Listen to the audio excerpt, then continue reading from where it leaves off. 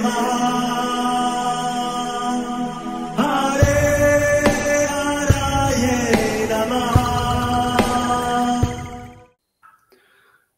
कृष्णा जी, आप सबका बहुत बहुत स्वागत है। हमारे सारे कार्यक्रम इस्कॉन फाउंडर आचार्य हिज डिवाइन ग्रेस एसी भक्ति वेदांत स्वामी प्रभुपाद जी को समर्पित है। मंगलाचरण आरंभ करते हैं। ओम नमो भगवते वासुदेवाय, ओम नमो भगवते वासुदेवाय, ओम नमो भगवते वासुदेवाय। ओम अज्ञानतिमिरान्धस्य ज्ञानाञ्जनशलाकया चक्षुरोन्मीलितं येन तस्मै श्रीगुरवे नमः। श्रीचैतन्यमनोभीष्टं स्थापितं येन भूतले स्वयं रूपः कदा मह्यं ददाति स्वपदान्तिकम्। वन्देऽहं श्रीगुरो श्रीयुतपदकमलं श्रीगुरून् वैष्णवांश्च श्रीरूपं साग्रजातं सहगण रघुनाथान्वितं तं सजीवं साद्वैतं सावधूतं परिजनसहितं कृष्ण चैतन्यदेवं श्रीराधाकृष्णपादान् सहगण ललिता श्रीविशाखान्वितांश्च। नमः ओम विष्णुपादाय कृष्णपृष्ठाय भूतले श्रीमते भक्ति वेदांत स्वामिनिति नामिने। नमस्ते सारस्वते देवे गौरवाणी प्रचारिणे निर्विशेष शून्यवादी पाश्चात्य देश तारिणे। नमो महावदन्याय कृष्ण प्रेम प्रदायते कृष्णाय कृष्ण चैतन्य नाम्ने गौरत्विषे नमः।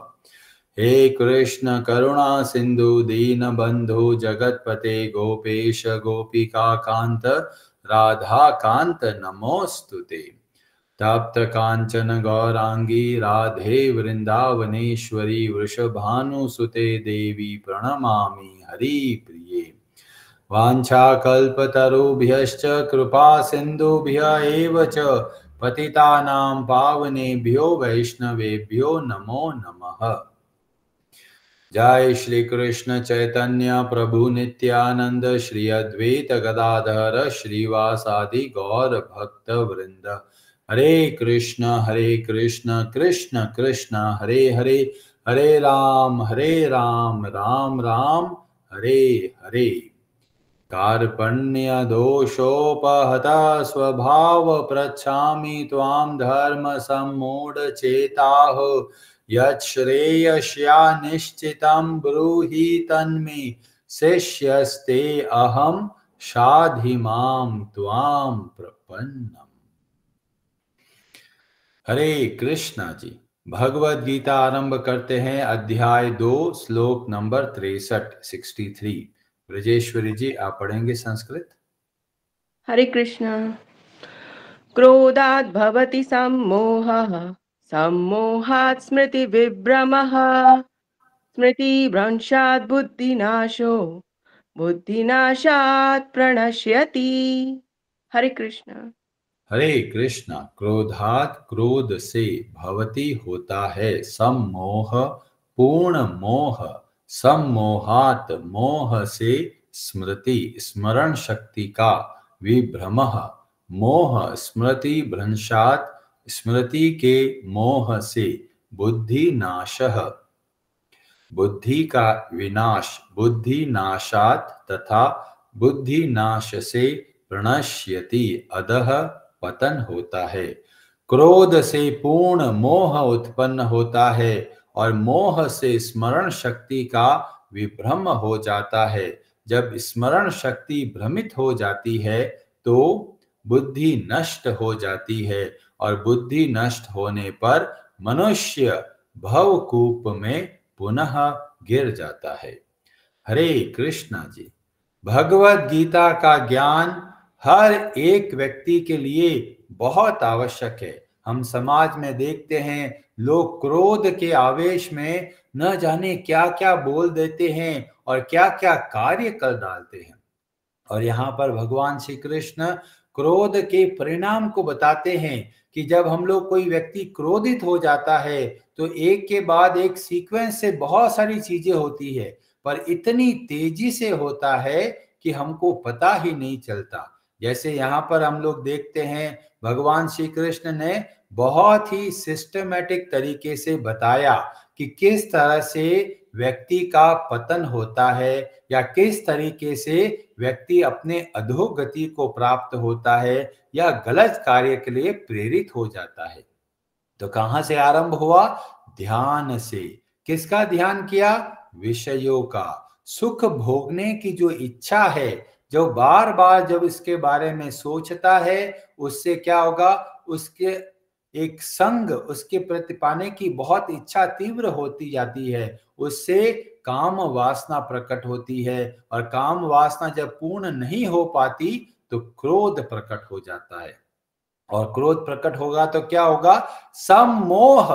सम्मोह का मतलब है कि भ्रमित हो जाते हैं, क्या चीज सही है और क्या चीज गलत है। और जब ऐसा सम्मोह होता है तो स्मृति में विभ्रम हो जाता है। इसका मतलब जो भी हमने अच्छी बातें सीखी है वो सब के सब भूल जाते हैं, और जब स्मृति में भ्रम उत्पन्न हो जाता है तो बोला गया बुद्धि का नाश हो जाता है।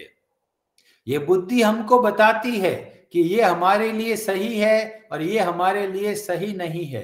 तो मोह की वजह से हम भ्रमित हो जाते हैं, हमको पता नहीं चलता कि मैं जो कर रहा हूं वो सही है या नहीं। और इसीलिए हर एक व्यक्ति को बचना चाहिए ऐसे क्रोध से जो कि काम वासना से प्रेरित होता है।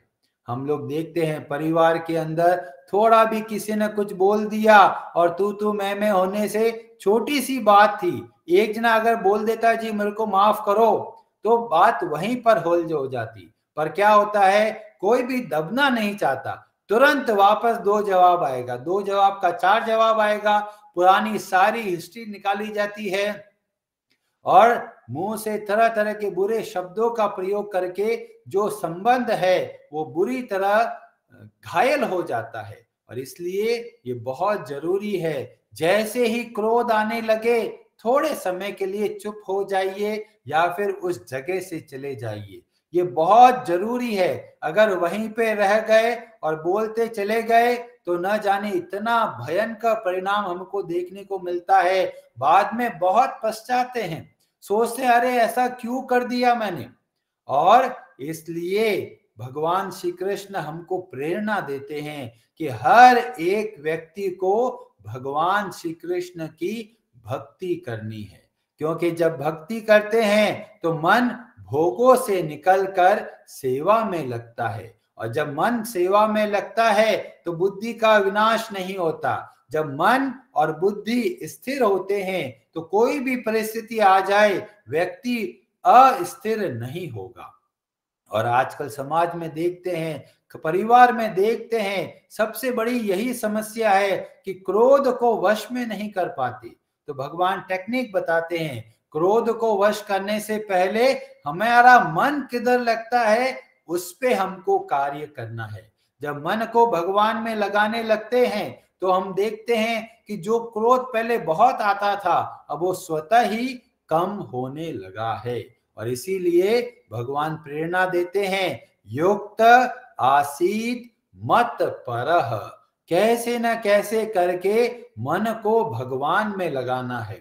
मेरे खुद के अनुभव में ऐसे बहुत सारे लोग मिले जो एक समय बहुत क्रोध करते थे, बहुत ज्यादा क्रोधी, पर जैसे ही भक्तों के संग में आए उनका मन भगवान की सेवा में लगने लगा और बहुत ही सात्विक प्रवृत्ति के वे लोग बन गए। तो जो भगवान श्री कृष्ण बोल रहे हैं ये बहुत ही प्रैक्टिकल है, और हम सब इसका पालन करके अपने आप का बचाव कर सकते हैं। और अगर कई लोग सोचते हैं अरे भक्ति तो बुढ़ापे की बात है, तो क्रोध हमको रगड़ के लेके जाएगा, खींच के लेके जाएगा, और हम बहुत पछताएंगे कि हमने ऐसा गलत कार्य क्यों किया। और कई लोग सोचते हैं अरे इतना सीक्वेंस है, पहले विचार करेंगे, फिर कामना प्रकट होगी, फिर क्रोध प्रकट होगा, फिर बुद्धि का नाश होगा। ये तो बहुत लंबा प्रोसीजर है, पर ये लंबा लगता है पर लंबा होता नहीं है। जैसे कि कोई इलेक्ट्रिसिटी में जब कोई वायर है उसको कोई हाथ लगा देता है तो करंट लग जाता है, करंट इतनी तेजी से लगता है, पर बहुत सारे सीक्वेंस होते हैं। ऐसे ही क्रोध सीधा नहीं आता, उसके पहले और उसके बाद में बहुत सारी घटनाएं होती है। और भगवान श्री कृष्ण बहुत ही कृपा करके ये बहुत ही अच्छे तरीके से स्टेज बाय स्टेज एक एक करके हमको बताते हैं कि किस तरीके से व्यक्ति अपने स्तर से घिर जाता है। और हमको प्रेरणा मिलता है कि जैसे ही क्रोध का आवेश आने लगे, तुरंत हमको उस पर कार्रवाई करनी है। अगर वहीं पर रह गए तो बहुत भयंकर परिणाम देखना पड़ता है। और इसीलिए प्रभुपाद जी बहुत बहुत जोर देते हैं, चाहे कोई भी अवस्था में हो, कोई भी आयु के हो, हम सबको भगवान की भक्ति करनी है। जब हम भगवान की भक्ति करते हैं तो हमारा जो समाज है उसमें सुधार होता है। जो व्यक्ति क्रिमिनल है, अपराधी है, उनके हृदय में भी परिवर्तन संभव है। पर सबसे जरूरी जो बात है, भगवान की भक्ति करना। अभी कई लोग होते हैं, साधु महाराज सोचते हैं अरे हमें भगवान की भक्ति करने की जरूरत नहीं है, हम तो ध्यान करेंगे। तो रूप गोस्वामी जी अपने ग्रंथ में बताते हैं, भक्ति रसामृत सिंधु में बताते हैं कि जब हम भगवान को छोड़कर जो भी कार्य करते हैं, भले ही हमको लगता है हम बहुत बड़े सन्यासी और योगी है, पर वास्तव में हमारा जो सन्यास है और जो योग है वो व्यर्थ हो जाता है। क्यों?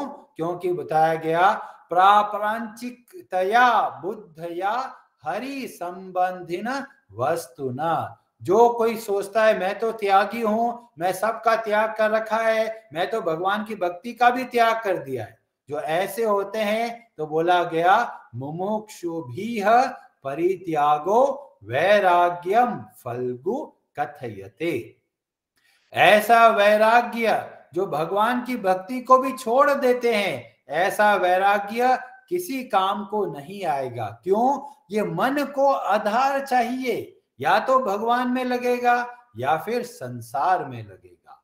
तो या तो हम भगवान की भक्ति करके मन को भगवान में लगाकर हम अपना भी कल्याण कर सके और दूसरों का भी कल्याण कर सके।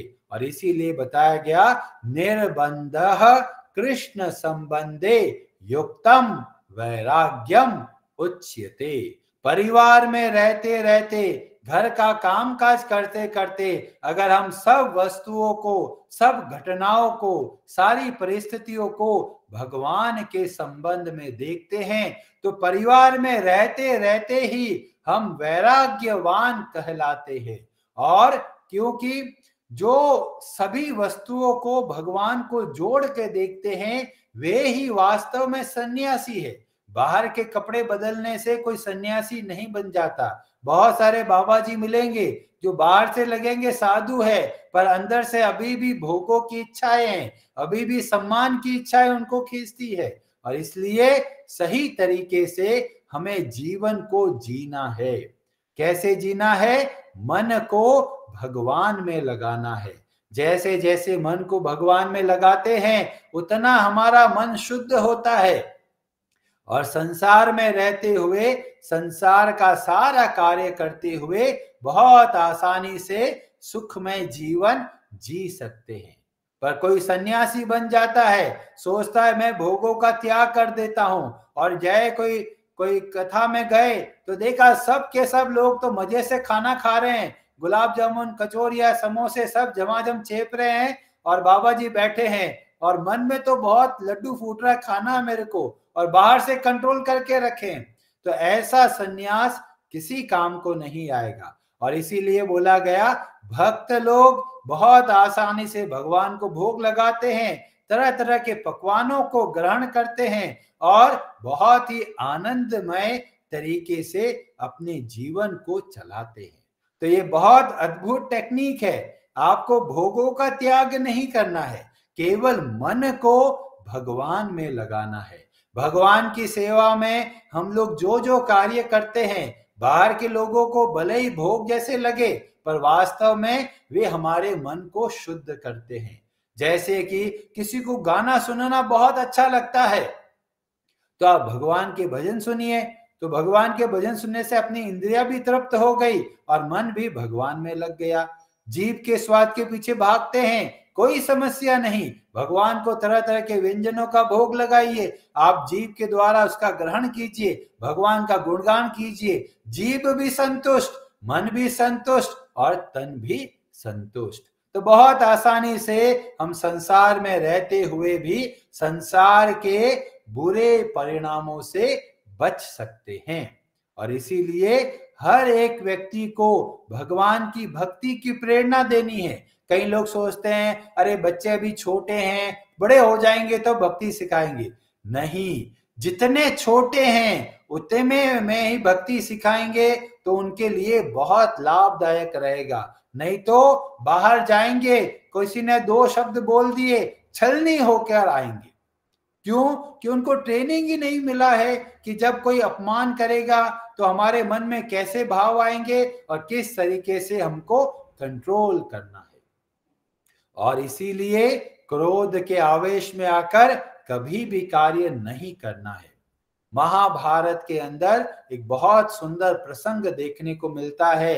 यह प्रसंग है कर्ण पर्व के अंतर्गत अध्याय 70 में वर्णन मिलता है कि कर्ण और युधिष्ठिर के बीच में बहुत भयंकर युद्ध होता है और कर्ण बहुत बड़ा योद्धा है और युधिष्ठिर उतने अद्भुत योद्धा नहीं होते, तो बुरी तरह घायल हो जाते हैं। और घायल अवस्था में वे अपने शिविर की ओर, जहां पे वो निवास करते हैं, वहां पर जाकर आराम कर रहे होते। बहुत भयंकर पीड़ा हो रही होती है और वहां पर युद्ध भूमि में अर्जुन भी बुरी तरह युद्ध कर रहे हैं अलग अलग लोगों से, भीम भी युद्ध कर रहे हैं। अचानक अर्जुन देखते हैं अरे युधिष्ठिर मेरे बड़े भाई नहीं दिख रहे। तो भीमसेन से पूछते हैं कि आपने युधिष्ठिर महाराज को देखा है? तो भीम बोलते हैं नहीं, मुझे नहीं दिख रहा, लगता है कर्ण के युद्ध से वो बहुत बुरी तरह घायल होकर अपने शिविर में चले गए हैं। तो अर्जुन को चिंता हो जाती है। अर्जुन बोलते हैं भैया भीम, आप जाके देख के पता कीजिए कि युधिष्ठिर महाराज आराम से है या नहीं, मैं यहाँ पर युद्ध को संभालता हूं। भीम बोलते हैं अभी मैं बुरी तरह युद्ध कर रहा हूं, अभी मैं नहीं जा सकता, ऐसा करो तुम जाके देख के आओ। और अर्जुन और भगवान श्री कृष्ण जाते हैं युधिष्ठिर महाराज के शिविर की ओर। वहां पहुंचते हैं और युधिष्ठिर महाराज बाहर आते हैं और पूछते हैं कि भाई युद्ध की क्या परिस्थिति है। और अर्जुन बताते हैं कर्ण अभी जीवित है और इतना विनाश हो रहा है। और इससे से युधिष्ठिर महाराज के अंदर बहुत क्रोध आ जाता है और इतना क्रोधित हो जाते हैं कि अर्जुन को बहुत बुरी बातें बोलते हैं और इतना बुरा बोलते हैं कि भी अर्जुन तुम धिक्कार है तुम्हारे जीवन पे, गांडीव किसी काम का नहीं है।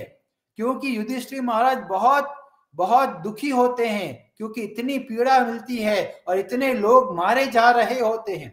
और युधिष्ठिर महाराज के कठोर शब्दों को सुनकर अर्जुन के अंदर क्रोध आ जाता है और युधिष्ठिर महाराज शिविर के अंदर वापस चले जाते हैं और अर्जुन तलवार निकाल देता है और भयंकर गुस्सा कर रहा है। भगवान श्री कृष्ण देखते हैं अर्जुन ये क्या कर रहे हो, ये तलवार किस लिए निकाल दिया है? और अर्जुन बोलते हैं कि युधिष्ठिर महाराज का मैं वध कर दूंगा आज। भगवान श्री कृष्ण बोलते अरे तुम्हारे बड़े भाई हैं, धर्मराज है, तुम कैसे उनका वध कर सकते हो? और अर्जुन बोलता है मैंने मन के अंदर एक प्रतिज्ञा की थी और प्रतिज्ञा किया था कि कोई भी मेरे को बोलेगा कि गांडीव धनुष को छोड़ दो, मैं उसका वध कर दूंगा। अब मैंने वचन दिया है अपने आप को और इसीलिए अब मैं अपने बड़े भाई का वध कर दूंगा। कितनी छोटी सी बात के अंदर इतनी भयंकर परिस्थिति प्रकट हो गई। और भगवान श्री कृष्ण अर्जुन को समझाते हैं क्रोध के आवेश में कार्य नहीं करना है। तो अब अर्जुन के सामने धर्म संकट आ जाता है। अर्जुन कहता है मैंने अपनी प्रतिज्ञा की, अब उसका क्या होगा? तो भगवान श्री कृष्ण एक मार्ग बताते हैं कि अगर जो हमारे बड़े हैं, पूजनीय है, अगर उनका हम तिरस्कार करते हैं, अपमान करते हैं, तू कहकर बोलते हैं, तो वास्तव में ऐसा उनको अपराध की वजह से उनको लगता है कि वास्तव में अपने बड़े भाई का आपने वध कर दिया। तो आपको क्या करना है? अपने बड़े भाई का अनादर करना है। तो अनादर करेंगे तो ऐसा माना जाएगा कि आपने बड़े भाई को मार डाला। और इसलिए हमें इस बात की प्रेरणा मिलती है कि बड़े बुजुर्ग जो हैं उनके साथ सदैव सम्मान पूर्वक आचरण करना है, और अगर अपमान करते हैं तो वास्तव में उनका वध करने का जो पाप है वो हमको लगता है। तो अर्जुन जाते हैं शिविर के अंदर और अपने बड़े भाई को बहुत सारी गालियां बोल के आते हैं। अब बाहर गाली बोल के आ गए, वापस बाहर निकलते हैं शिविर से, अब मन के अंदर बहुत ग्लानि हो जाती है, अब वापस तलवार उठा लेते हैं कि अब मैं अपने आप को ही मार डालूंगा। भगवान श्री कृष्ण बोलते अरे क्या कर रहे हो ये लोग। तो बहुत लंबा प्रसंग है, पर संक्षेप में हमें ये पता चलता है, अगर हमारे अंदर क्रोध आ रहा है तो हमें भगवान के भक्तों की शरण में रहना है, उनसे प्रश्न करना है, क्योंकि क्रोध इतना तेजी से आता है कि हमको पता ही नहीं चलता, और इसीलिए सदैव भक्तों के संग में हमको रहना है।